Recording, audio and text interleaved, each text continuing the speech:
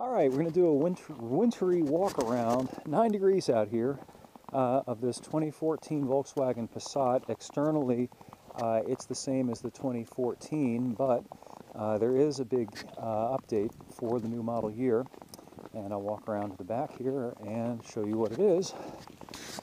VW is retiring the 2.5-liter 5-cylinder engine that's been the standard engine in the Passat for a while and replacing it with a new 1.8-liter turbo and direct injected 4. And this new engine produces 184 foot-pounds of torque versus 177 for the 2.5-liter 5. But the big difference is that the torque peak with this new turbo engine comes on at 1,500 RPM versus 4,250 for the old 5-cylinder, and that's a pretty tremendous difference in terms of how the car accelerates and the mileage that it gets. Formerly, with the 2.5-liter engine, this car was pretty slow, both in real terms and for the class. It took about 9 seconds to get to 60. With the new engine, with either transmission, you can get manual or automatic.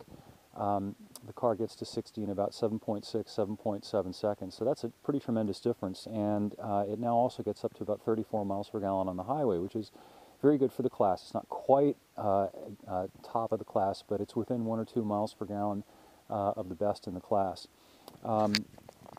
As VW people will probably know, the Passat that they sell in the United States is different than the one that they sell in Europe. It's a physically larger car. It's built in Tennessee. It's designed more for American tastes, and the upside to that is it's considerably roomier on the inside, in particular the back seat. It's roomier in here than in the Camry and the Fusion and a number of other cars. Really nice back seat, very tall roofline, plenty of headroom, plenty of side-to-side room too. In fact, relative to the old Passat, there's about 2.4 inches more side-to-side room, which is pretty significant. One of the nice things about these VWs too, the kinship to Audi really shows. A very attractively laid out cabin, very tasteful, very elegant, and you know, for a relatively affordable price. Now, you know, you can deck one of these things out with the VR6 engine and all the bells and whistles and get up over $30,000. But the base car starts around 20, and you can get it pretty well equipped for about 24. The TDI diesel is still available, and that's about 26.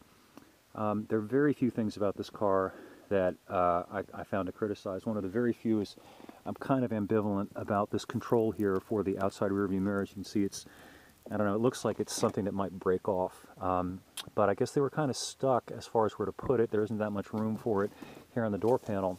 And on the upside, one thing that they did, I'll see if you can see the detail of it, they kind of scalloped out these door panels, which increases both the feeling and the actuality of roominess inside the car.